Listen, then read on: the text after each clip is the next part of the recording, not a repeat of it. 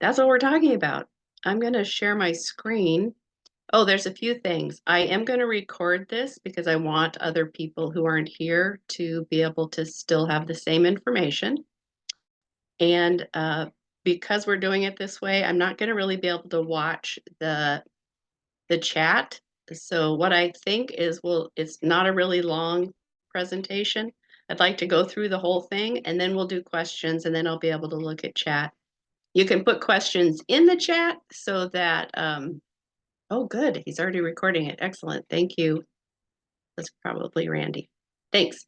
Anyway, I'll do questions at the end because it's just too hard to see anybody waving their hand or certainly watch the chat as well.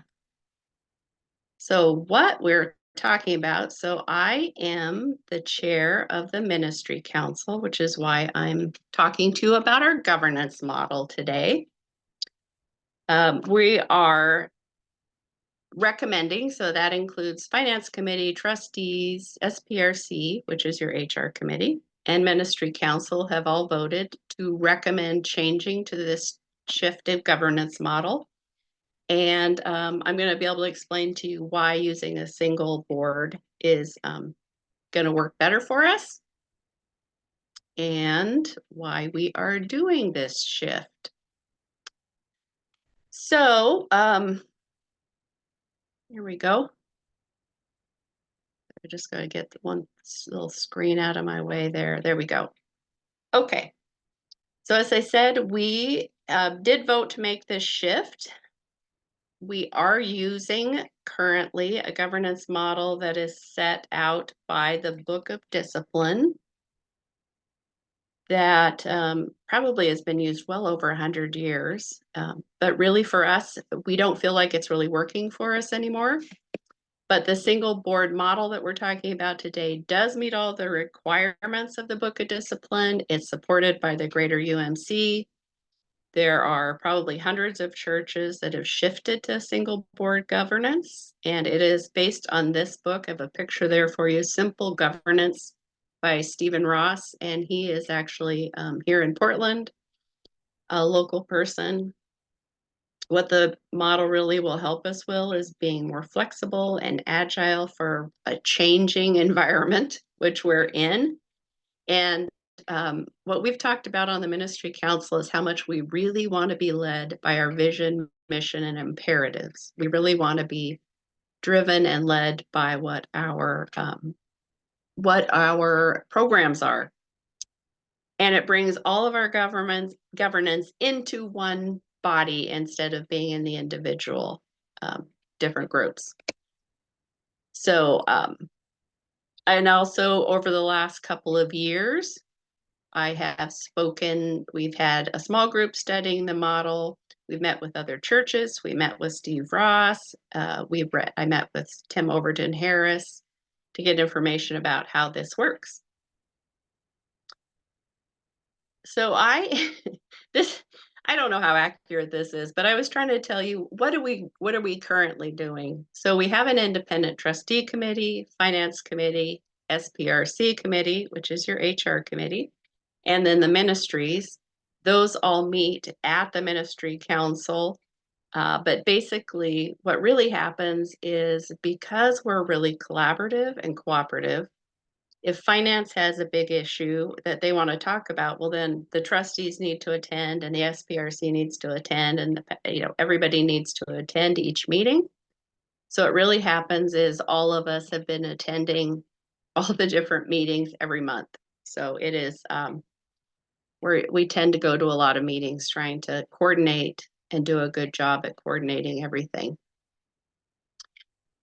So that we recognize that hasn't helped us really stay focused on our vision and mission as being the leading activity. So as I said, every one of these committees have voted to shift to the governance model.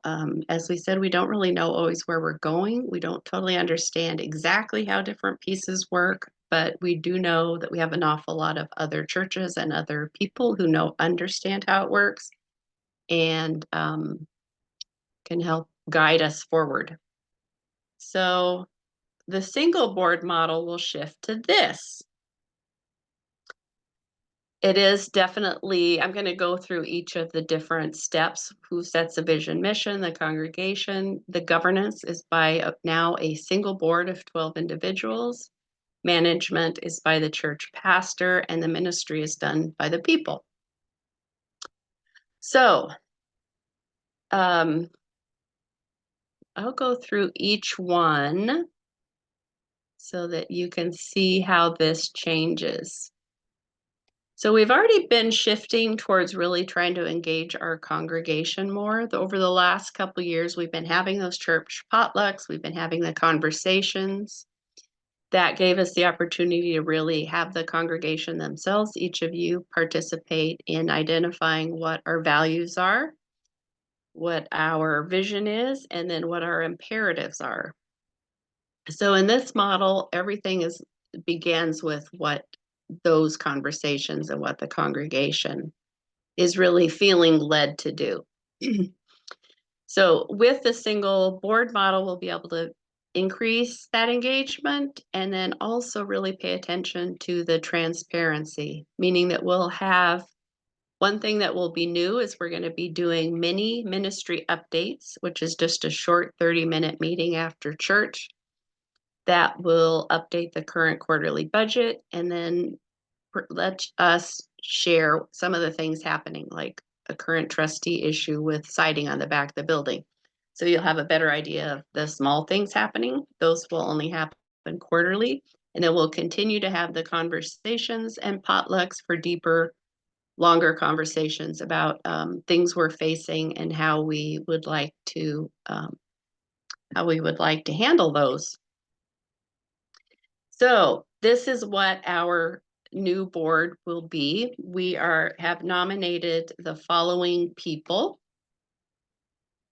The current committees will be disbanded. There will not be a finance committee or a trustee committee or an SPRC committee or the ministry council. We'll have one board. But as you can see, there's 3 representatives who are focused on finance, 3 who are focused on trustee issues, and 3 who are focused on SPRC. This is, but what you also see is each has a 1, a 2, or a 3-year term. So people rotate on or off. So you're rotating through leaders who have been here quite a while with new people. One thing we really did not have before was any kind of leadership development. So we very often, a lot of us have been in the positions for a very long time, which leads to a lot of tiredness. And also, we're really looking forward to having kind of new ideas and new thoughts. So this gives us a very clear leadership development process and keeps people rotating through, which is important. One of the biggest shifts for a single board is that instead of a monthly meeting, the board meets 4 times per year, but they do meet for 5 hours each time. And each meeting has a set agenda that's set by the simple board governance process. So we spend time looking backward at the year behind, looking forward, looking around, looking ahead. So it's a set process where we're taking the vision and mission and seeing how are we doing on these things. Do we have the people we need? Do we have the building we need? Do we have the finances we need? So we are coordinating in one place, being led by the vision and mission to achieve what it is that we want to achieve. So although we're not having hopefully as many meetings, it might be longer, but it's also more focused. So there's a piece of each of those 4 meetings that is focused on that looking forward, looking backward, looking around, so that we're having that big overview of where we are in our vision and mission. And then there's also a section for basic business. So a time when we're doing a finance update, a trustee update, SPRC, and talking about anything that's come up. Also helps us identify what it is that we need to go back to the congregation about and figure out. So the board This board then knows what the boundaries are. They set clarity about what we're doing. They're doing the overview of all of the different components, and which will help us know what we're doing and where we're going. Go the right direction. So the next is the church pastor. So a single board gives the pastor greater ability to manage. We all know what the boundaries are. We know what the borders are. We know what the vision, mission, and imperatives are. The board has the ability to be a general overseer of the pastor. They're working together in clearer ways.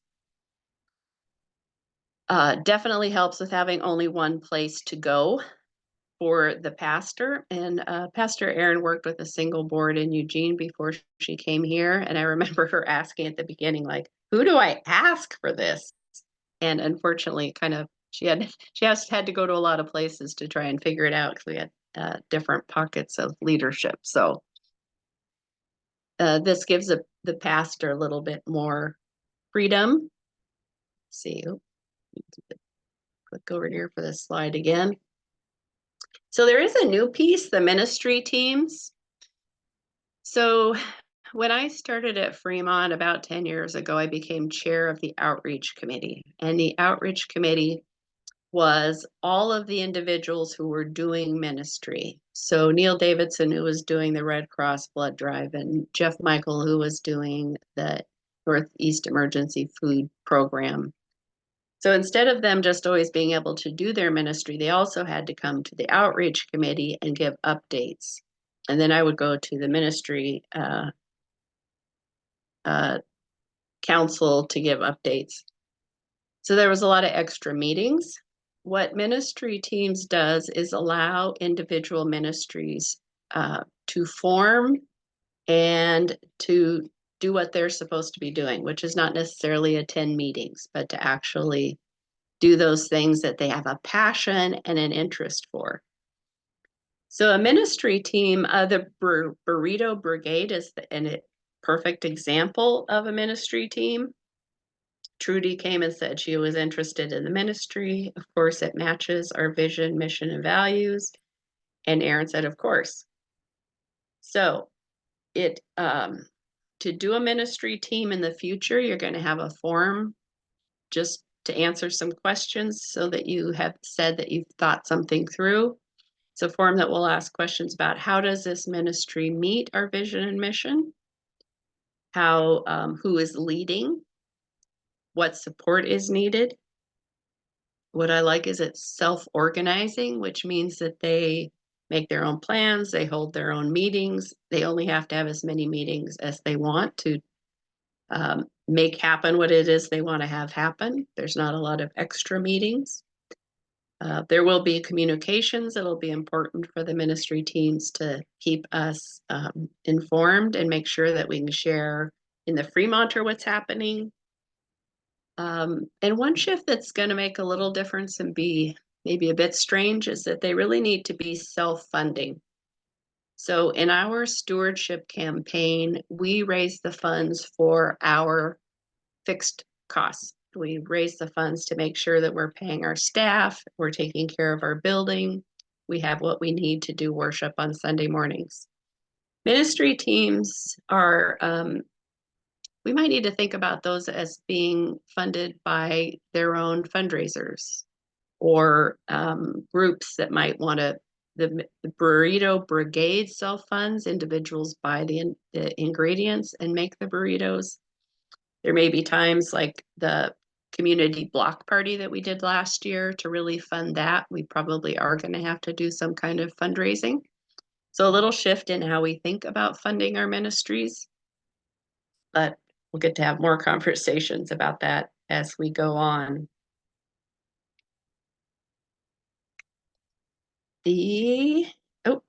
One too many. So next steps, I'll take questions afterwards, but it does require, if we shift governance, it does require a vote by the membership. We have called a specially called charge conference for Sunday, January 28th at 4 p.m. Reverend Alan Buck is going to be the presiding elder. And of course, his congregation doesn't end till after 12. Well, and with the potluck, it's more like 1:30. So we set the time for 4. Members will vote on 2 things. One is to approve that we adopt and shift to the single board model of governance, and you will be approving the slate of officers. And all of that will go out ahead of time, so you'll get a better way to kind of study who the slate of officers are and what the shifts will be. We will do that meeting on the 4th at 4 p.m. on the 28th as a Zoom meeting, and you can vote on Zoom. We will take attendance and vote on Zoom. You can be there in person, and we'll also take votes by email. And then our board is already set. This new board is set to meet on February 10th, that Saturday, for the first 5-hour meeting. And that was a pretty quick. I'm going to stop sharing so that I can actually see what might be on questions. And you can go ahead and unmute yourself. Oh, let's start though first. I wanted Pastor Aaron, because Aaron has worked with a single board, I would love to have Aaron talk about why she feels like it's really important for us. She actually has been asking us to do this for 3.5 years. So here we are. Here we are. You know, the thing about timing is it is always right. One of the reasons why I have been asking to do this governance shift from at Fremont since I arrived is because I have been a part of the larger UMC system. I know that many of our congregations already made this shift. I have seen the ways that the alignment and the vision forward aspect of this governance works, especially as the times have changed so rapidly.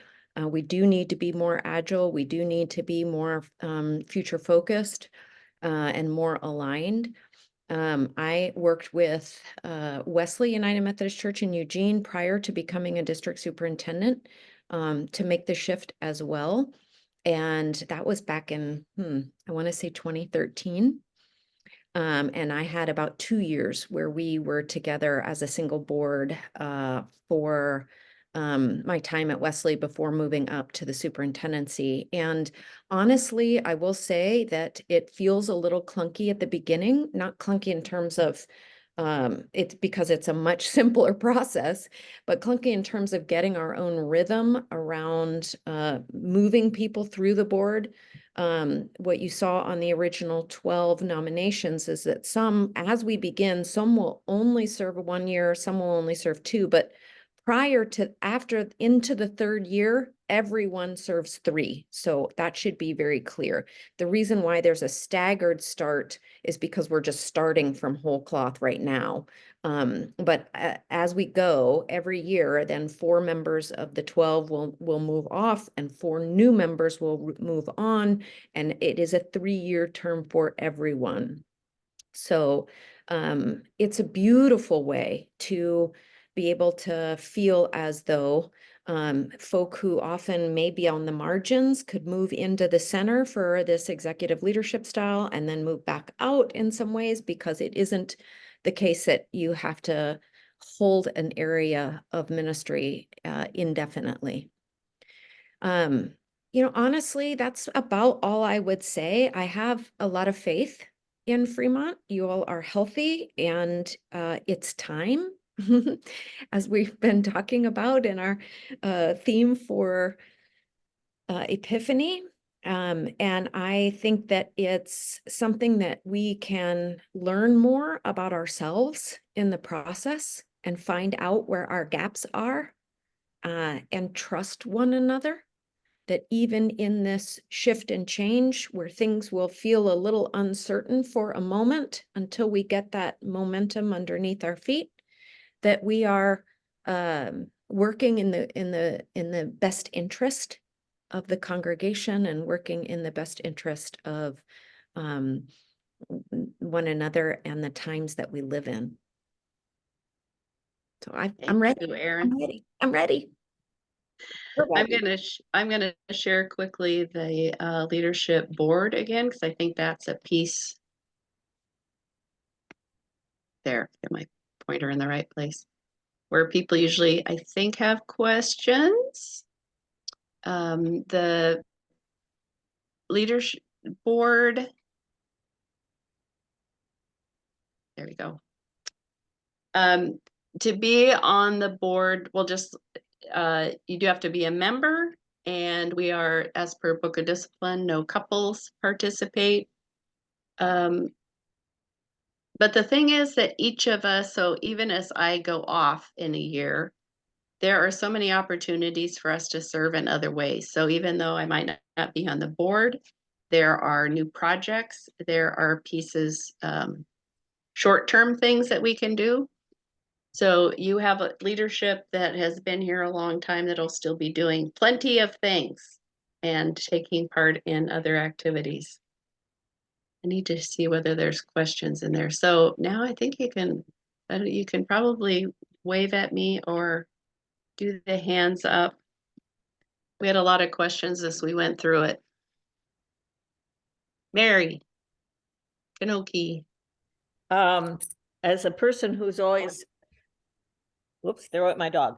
As a person who's always very aware of the incessant meetings that Methodists seem to like to have, I'm wondering why 5 hours is the magic number. I know it's only every 3 months, but why 5 hours? Well, all I can say is that's what the recommended amount of time is, which I'm sure as we get going.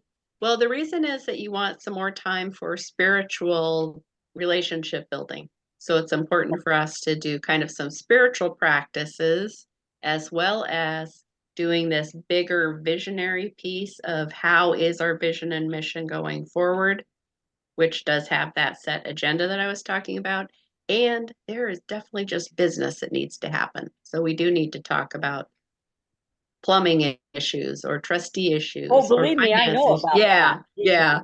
So it's kind of that they have recommended the 5, so we're starting with what they recommended. One thing I heard from one of the churches I spoke to is they had certain things that they ended up adapting based on their own church and needs. So it's not like we can't shift pieces of it. But we kind of have to do it to figure out what those things are. So the recommendation is definitely start with a set agenda, start doing it the way it's recommended, give it a year, and then figure out what shifts might need to happen after that. Well, So we'll and see then if it's magic or not. what if they don't meet for 5 hours? What if they're done with everything and it's 3 hours? Then what? I'm just We would love it wondering probably, what but I'm not on this. I don't have to worry about it because I don't have to go to the 5 hour yeah, meetings. I'm just wondering if that's written in stone and why, I but don't, you've yeah, explained I that. don't So think it's written in stone at all. I think we'll figure out hopefully how to manage the meeting so that we are both productive and take that real visionary place of being able to monitor the things. okay, Michelle was thanks. thinking along those same Oh, lines. Trina asked that too, it just to was- make sure that, yes, you do have to be a member. Yeah, I think somebody else answered that, but yes, it is required as per Book of Discipline to be a member of the congregation to serve on the board. She also wanted to know to vote, I believe. Yes, it is officially as per voting as well. Okay, I There thought is so. not a lot on what a quorum is. It's not the same as an organization's bylaws that tell you specifically what a quorum is. It does not. I don't believe that I've ever seen that, right, Erin? That we don't have. We do have to specifically take attendance. We do specifically have to do a vote by the attendance.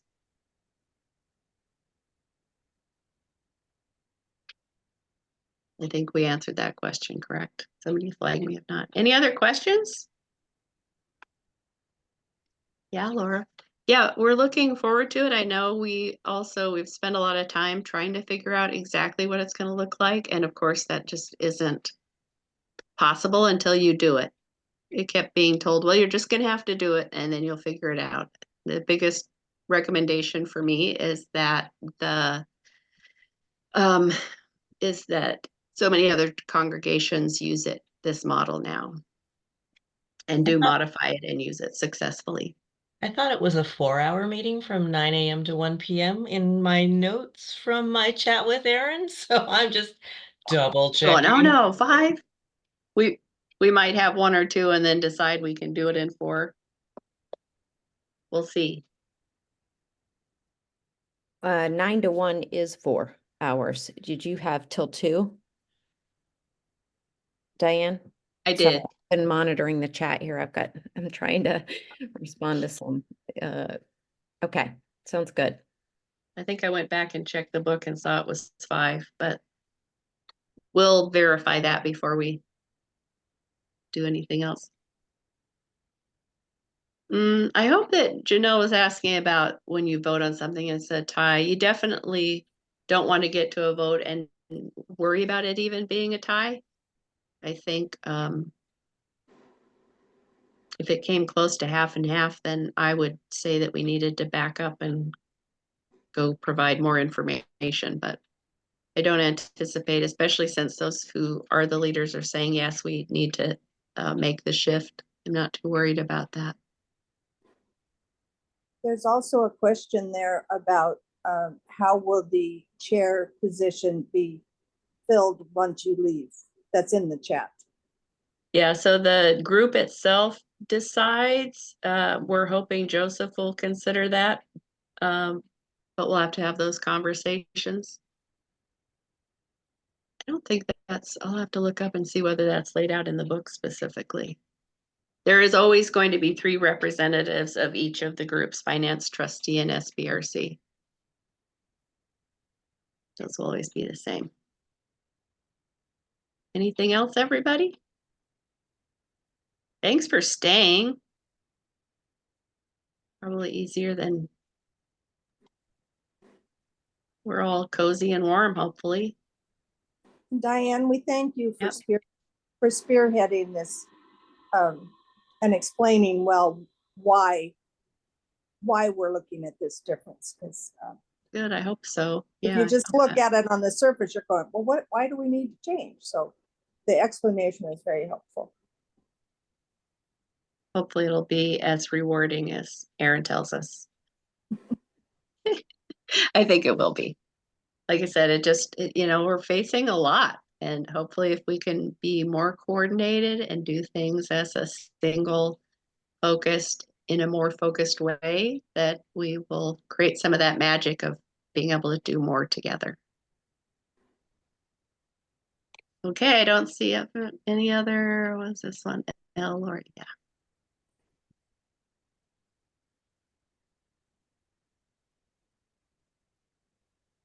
Okay, I'll read Lori's there.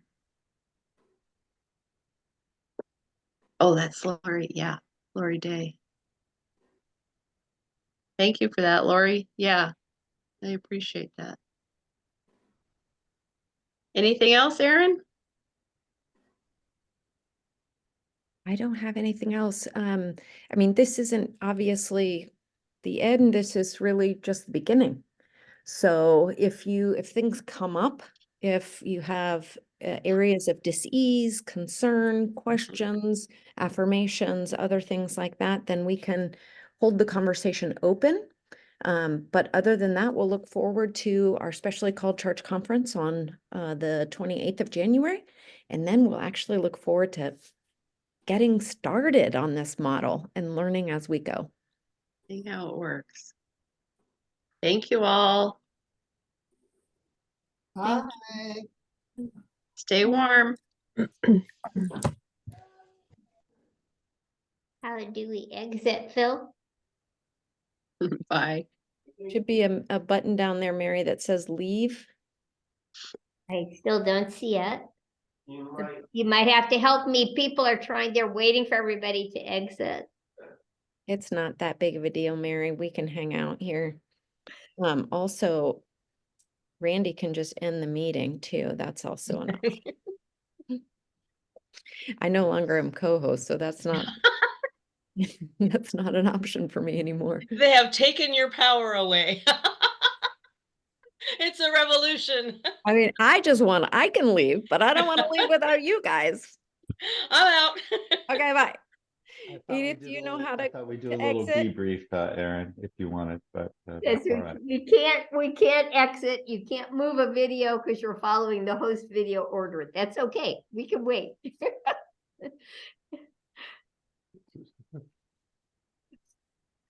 Yeah, Randy, I'll I stay on. think, Did you, I don't know. Hang on here. Let me see here. your If volume? I remove your co-host permission, Mary and Phil, Now we're a word, but yeah, then I can.